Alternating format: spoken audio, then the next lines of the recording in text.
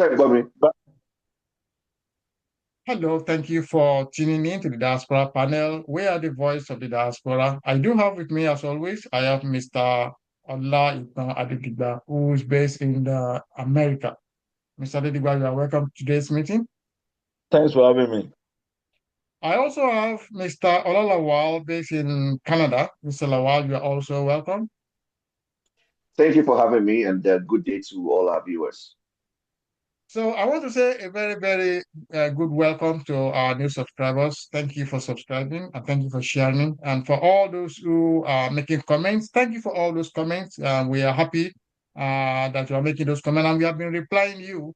So, and we want you to continue to share this program and to make your comments. And please, if you like the channel and you have not yet subscribed, please hit the subscription button now. It's free of charge. Now, today we are going to discuss 2027 election, presidential election. So in the last few days, we've seen a lot of people talking about who's going to contest for 2027. We've seen Atiku Abubakar saying that we want to put up a coalition. The Labour say they're not going to, Labour Party say they're not going to align, they're not going to do any coalition with anybody. PDP says they're not doing any coalition with anybody. APC says, well, we're the biggest party now. So if you want to come over, you can come over. But what is much more of interest to me is an interview granted by a former spokesman for Arewa Consultative Forum, ACF. I think his name is Akim Baba Ahmed. So he said that he is advising Alhaji Atiku Abubakar not to contest in 2027. He seems to be suggesting that the South should be allowed to use the eight years and then thereafter 2031, so that somebody from the North can then come over so that the presidency can now shift to the North. So he's kind of saying that, hey, Alhaji Atiku Abubakar, if you come out in 2027, we are not going to support you. We are not going to support you. So, Lighter, I'm going to start with you. So Okay. if the North is saying that, okay, let's leave this for the South for another 4-year term, so let's this presidency be in the South now for 8 years. And they are saying that they're not going to support Atiku. And they are kind of saying that, they don't like Tinubu's government. They seems to be saying that we have a problem with Tinubu. So who are they likely to support in terms? Are they likely to support Atiku Abubakar? Or are they likely to support Peter Obi? Because they are Yeah. saying that we're not going to support Atiku. So are they going to support Peter Obi? The issue of who are they going to support, whether they are going to support Atiku or not, is out of it. Ordinarily, Tinubu has just spent 2 years, and what would have expected that they should all support him as a Southerner to spend 2 terms there. Saying that they will not support Tinubu is old, is this? No, it's irrational. He just tried to tell, to whip up sentiment that they will not support. People are Tinubu is old, Atiku too is old. They need somebody who's younger. No. Don't forget the Dati Ahmed, or his younger brother? Akim Baba Ahmed, I think. Akim Baba Ahmed. His younger brother is the vice president to I'm not sure whether they are Peter. related. I'm not sure if they are related. I don't No, know. I I don't think know whether they are. I think he's a younger brother. I heard it from one interview that they are related. So Well, come what may, let Tinubu complete his 2 terms.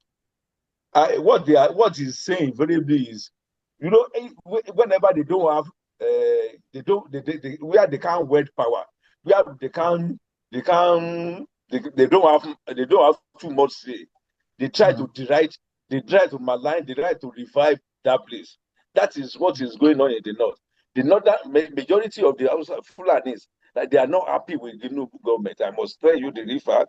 And all what he wants to say is, and to call a dog a bad name, in order to hang it, he's now saying that okay, two of them, Tinubu and Atiku, are old.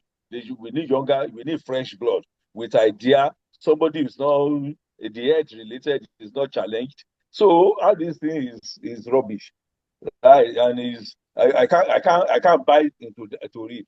So let Tinubu complete his term as the southerner. Then we might not be talking about younger person, younger person. With this heroic deed, right, of Tinubu in the last 2 years, how many young people can do it? We need to restructure Nigeria. Nigeria is not being run as a country. The corruption has eaten into the cankerwood of the whole society. Everybody will believe corruption is a way of life. So let Okay. somebody come here. Let him sanitize this. Let him bring sanity into the system. Okay. So let's Okay. support him. Okay, Mm. thank you. Okay. Shupo, are you surprised by Akin Baba Ahmed making those statements that Atiku should, not make himself available to 27? And do you think that the North can adopt somebody like Peter Obi to 27 against Tinubu? Yeah, thank you very much. I personally am not too excited at his statements. And I will caution us, in light of what he said, because what he said, I partially agree with, but there's a whole lot that is still not said. Um, he said that the PDP, as embattled as they currently may be, could punch above its weight and give the APC a good run for its money if it feels a younger visionary candidate. Now, I Mm. want you to underline those two words. He didn't say if it feels a southern younger visionary candidate. So he said a younger visionary candidate. So the path is still open there, to try and bring somebody other than Atiku Abubakar from the north. And I say this because, if you look at the last couple of weeks, you will see Governor Bala Mohammed, making some statements around, the next presidency and all that. I believe there is some kind of consensus in the north to try and cut Tinubu's administration to one term. Now, it's very, very obvious that majority of Nigerians are against older people, taking the helm of affairs, which is why, if they are learning from what Peter Obi has been able to achieve, having a younger person that is also visionary is the way to go. What is not said is whether that young visionary candidate would be a southern candidate or someone from the south or somebody from the north. And I think that is really where we need to focus. Thank you very much. Later, Yeah. we know that Nigeria is divided north and south. That's why there's this issue of let's rotate presidency between the north and the south and the north. Now, I remember very clearly that in 2015, it was between Jonathan and Buhari. And then Buhari took the power from a southern candidate, which is Jonathan. But in 2019, the entire South decided not to vie for the presidency. They want to allow the North to complete their 8 years. So everybody piped low. Nobody went in to contest. They Yeah. allowed Buhari to compete with Atiku and the others. Now, if the North now, instead of them allowing the South to compete in 2027, if Atiku comes out, El comes out, and some other Northern people comes out, they disrupted that arrangement and they compete in 2027, and then they lose. Because the way I'm seeing it now, it doesn't look like anybody can stop Tinubu in 2027. If they come out and they contest and they lose, in 2031, will then they be able to tell Obi not to compete? Because they are not following the rule. So will they now be able to, will they now come out in 2031 and say, this is now the turn of the North? Yeah, it was a gentleman agreement, and I listened to this Segun Showumi and Olalere Olayinka, Dr. Olalere Very Olayinka, yeah, that's his Lere name. Olayinka, that the Mm. constitution of the PDP said that it should be rotated between north and south. The president, so he never said north, southeast, southwest. So north and south. So what we are saying invariably, and the causing demand that we should be thinking about the minority in the south, in the south too, right? Not only that, since these people are the northerners, they believe that, okay, we have the population, we have the land mass, we have everything, right? In essence, than the south. So they are now coming. That's what make Atiku to think that, okay, he can win the election, right? So if these people are coming out like that, contrary to the laid down rules that it should be north and south, when it is the turn of south, everybody will sit down. But I mean, when it is the turn of the north, the southerner will pipe low. They will not contest. So, but when it is now the turn of the south, these people, they will now, they will now stand up. They want to contest. So it is not done. But you believe that you have the money, you have the power, you have everything to thwart the laid down rules and the agreement. It's not wrong. So by 2031, and the president is there now, that, okay, you contested with the southern part of the country when it is their turn. So the southern too, that they might even say, okay, we want to contest too, right? So when they want to, and by that time we will have the southerner, they will have been 8 years. So it's not fair. Agreement is agreement. Let us stick to it. Thank you. Thank you. Shukwa, I'm going to ask you the same question. So if the North, if they decided that they don't want to follow that gentleman's agreement between, I mean, there to be a rotation between the North and the South, if in 2020, for example, in 2023, when Tinubu won the election, Atiku contested, he lost. Yes. If Atiku contests again in 2027, or if somebody else contests in 20, if the North, another candidate actually contested and they lose, when it's 2031, will they have the Moral rights. uh, right? Will they have that kind of right to say, yeah, it's not enough the time of the turn of the North, so no Southern candidate should compete? Will they have that right, or do you think Obi can then come out there and say, okay, now I want to be president now? Okay, so I'm going to shock our viewers by saying this. As bad as people may not like the APC, quite honestly, has come out to be a very disciplined party. And I will tell you why. In the 2023 election, there was a gentleman's agreement in the APC as well, that power will swing from the north to the south.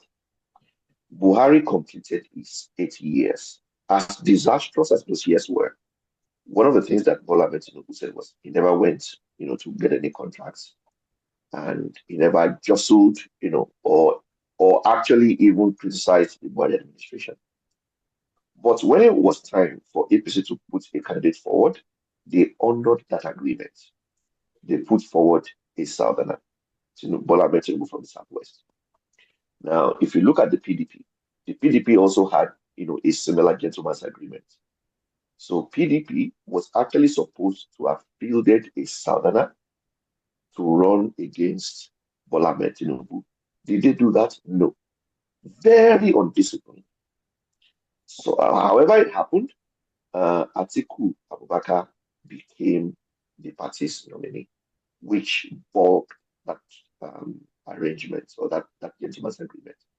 Now, if the PDP is supposed to honor that agreement, since it was a northerner that they put forward in 2023, who should they put forward in 2027? It should be a southerner. It shouldn't even be, there should not be an argument against it. So the fact that Atiku is still scheming to be the party's presidential candidate for 2027 tells you how ridiculously undisciplined PDP is as a party. I mean, this is your own gentleman's agreement. And for God's sake, you can't even honor it. So personally, I have always said that the PDP is not an official opposition party. Before you can contest very well, in across gubernatorial presidential election, you have to be a disciplined political party.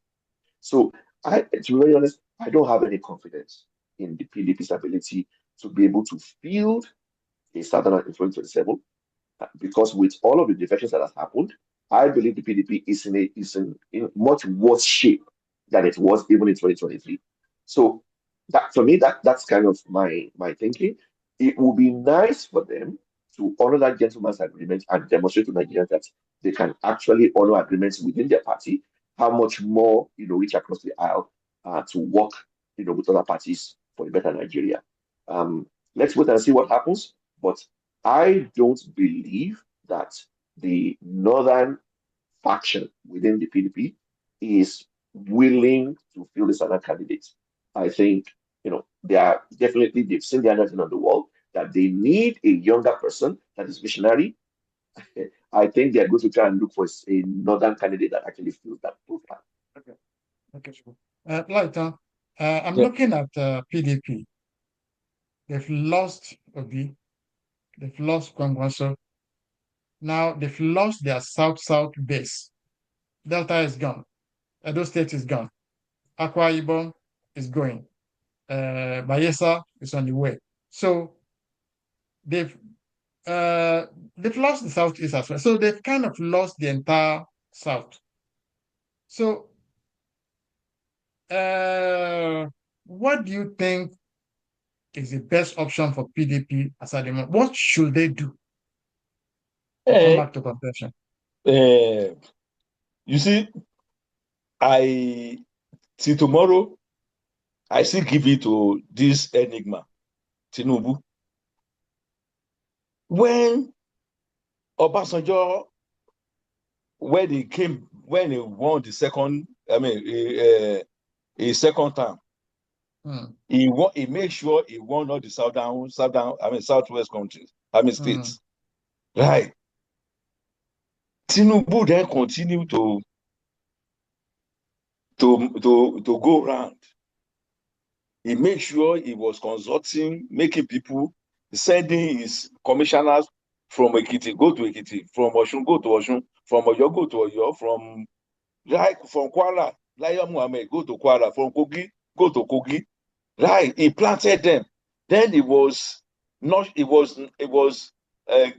undergoing, those people have undergone tutelage under him. So it was not seeing them little by little. Then he asked them to come contest. These people are not better off. And when he wanted to do the merger too, he was consulting around. And we knew, everybody knew the outcome of the 2004 election. These people, they are the people, they are his full soldier. They are the one that won in Edo, in Ekiti, in Osun. So let PDP too, let them arrange their home. Right? I learned that they want to come out, they want to be going out, they want to be consulting people. Let them consult round wide. Say them puncture the whatever you want to puncture about the minuses of this government. Then whip up sympathy for PDP. Tell them how they balkanize PDP, how they dismantle PDP, so you will get enough support. Then come back, but it is too late now for 2027, right? It is not for Tinubu. The plan need for 4 or 5 years. So let PDP too, let them come back. Those people have gone, maybe for one thing or another. Come invite them back. Let them come back. Then Atiku should be a strategic leader, right? Okay, okay, Atiku okay, should be a okay, strategic leader in making sure okay. that he need to organize PDP again. Even though he might not contest, but he should, like a state man, Obasanjo, all these people from the north, let them come back together. Then they can resuscitate PDP. For now, PDP is dead and buried. Thank you. Shupal, the question that seems to be going through my mind is, Atiku keeps saying that he wants to put together a coalition. Now, PDP says we're not with you in any coalition. We're not going for any coalition. And in fact, Labour just said today, we're not doing any coalition with anybody. So Atiku is trying to put together a coalition with himself at the top of the ticket in a time when people are saying the South must complete its 8 years. You are still saying you want to put it. So it's only about you. Do you think Atiku's coalition with himself at the top of the ticket can win an election in Nigeria in 2027? Well, he probably will be able to put a coalition together. It will be a coalition of people who will likely punch below their weight. I mean, if you look at what is happening, uh, a lot of movement is towards the APC, and a large portion of that is from the current PDP establishment. Yeah. Whatever is left of the PDP establishment can likely regroup if they are able to attract someone like Peter Obi back to the PDP ranks. And from what you are saying, it doesn't look like that's going to happen. It looks like Obi is content, with remaining in the Labour Party, resolving Labour Party's issues, and growing the Labour Party platform, around his own vision. That is actually a party to me and a leader that is showing for to be a bit disciplined. Jumping around because you're not getting your way or people are not supporting your ambition, um is and not able to actually make a decision that is more about the party, more about the country than your personal interest, shows how undisciplined and ridiculously selfish Atiku is as a politician. So he will put together, I mean, it's Nigerian politics, and as long as there's some money flowing around, he will hear, he will have people who will tell him what he wants to hear. But I doubt that whatever coalition he's able to put together is going to be able to, do any good. They'll probably take his money, they'll put him at the top of the ticket, and after the election, after losing another election, he'll probably go back to Dubai and, hopefully maybe at that point in time Thank, consider thank retiring. you. Lighton, final Yeah. question for you. So in 2019, Atiku's vice president was Peter Obi. He's now in Labour Party. In 2023, Atiku's vice president was what's his name? The former president then Okowa. Owa is now in APC. So who is going to be his next vice president candidate now? Is it Dele Momodu? Oh, I might not know, but uh, the vice. I mean, he should pick somebody from the. If he wants to do it, he should pick somebody like Rotimi Amechi, right, from the South South, because South South they have enough a votes, right? mm, They have a lot of votes there, right? So that would do the trick. And South South, but Rotimi Amechi too is not popular there with the emergence of Wiki. mm, So I think he should pick somebody popular, a popular candidate somebody that can win, whose name can win election for him, right? Like So that who? would be I think Rotimi Amechi. If he doesn't pick Rotimi Amechi, then if he can pick Oshokomole from, from South, right? If he Okay. can pick what's his name? I don't think Fayose will I Fayose. don't think so. I don't think Uh, so. but Mm. I've not seen You know, anybody it's that always in from Nigeria. from PDP that I can pick that we want to, that we have the cloud, we have the money, we have the clouds, we have the popularity. So Anyway, I've not seen thank anybody. you. So Thank you. let me quickly chip in. Let me quickly chip in a minute, please.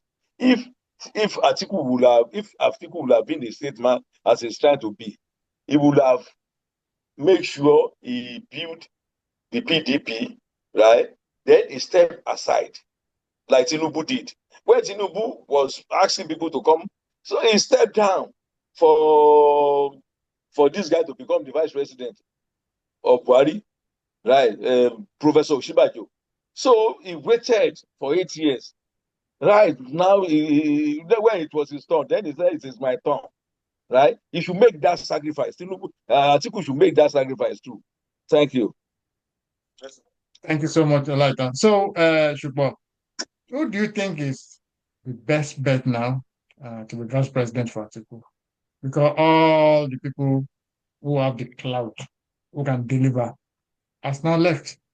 So, you think that Dele Mamadu will be his vice president, or is he going to be, as he has said, Rotimi Amechi, who is an APC member? Rotimi Amechi is APC. So, what should Atiku do now? Where should they be looking? Yeah, so I don't, to be very honest, I don't see a formidable candidate because if you're looking at selecting a vice presidential candidate, it will be somebody that can bring something to the ticket, that can deliver Mm. something. You know, if Atiku is looking or thinking that he can still garner and win majority of the northern votes, then it is important that his vice presidential candidate is able to bring something in addition to the table, which will be to bring, a fraction of, the South, either from the Southeast or from the Southwest or the South-South to the table. And to be very honest, all of the credible candidates, at least that can deliver something, are locked up either with the APC or likely, will go and support Labour. Amechi is with the APC.